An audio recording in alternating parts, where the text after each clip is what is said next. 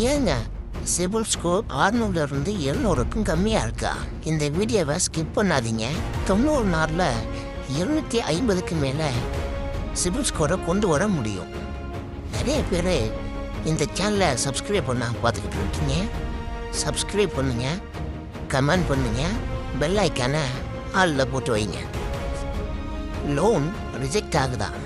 Credit card கிடைக்கலையா? இதுக்கெல்லாம் ஒரே காரணம் உங்களுடைய சிபில் ஸ்கோர் கம்மியாக இருக்கிறது மட்டும்தான். இந்த சிபில் ஸ்கோர் சரியான முறையில் எப்படி இன்க்ரீஸ் பண்ணுறதுன்னு ஸ்டெப் பை ஸ்டெப்பாக சொல்கிறோம், வாங்க பார்க்கலாம். ஒன்று, உங்கள் கிரெடிட் கார்டில் நீங்கள் 30% மட்டும் யூஸ் பண்ணால் போதுமானது. 50,000 லிமிட் இருக்குன்னா 15,000 இருந்து 18,000 வரைக்கும் யூஸ் பண்ணுங்க. அதுதான் உங்களுக்கு நல்லது. ரெண்டாவது, மினிமம் டியூ பே பண்ணுறீங்களா? அந்த ஹேபிட்டை உடனே நிறுத்திக்கங்க. மினிமம் டியூ பே பண்ணுறது கண்டிப்பாக சேஃப் கிடையாது.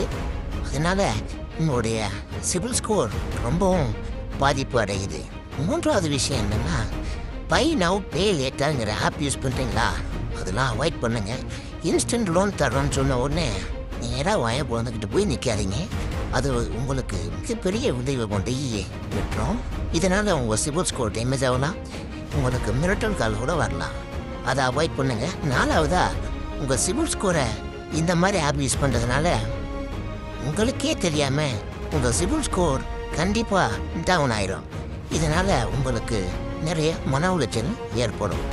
ஐந்தாவதா, கிரெடிட் கார்டு பில்லை நீங்கள் லேட்டாக பே பண்ணுறீங்களா? ஒன் டே கூட லேட் ஆனாலும் உங்கள் சிபில் ஸ்கோர் 100 பாயிண்ட் மைனஸ் ஆகிடும். இதை ஃபஸ்ட்டு நீங்கள் அவாய்ட் பண்ணிக்கோங்க. அடுத்ததா, நீங்கள் ஒரே ஒரு கிரெடிட் கார்டு யூஸ் பண்ணால் கூட போதுமானது. அது உங்கள் சிபில் ஸ்கோரை ஸ்லோவாக இல்லை ஸ்ட்ராங்காகவே இன்க்ரீஸ் ஆகும். ஏன்னா ஒரு கார்டு யூஸ் பண்ணுறது தான் எப்போவுமே சேஃபானது.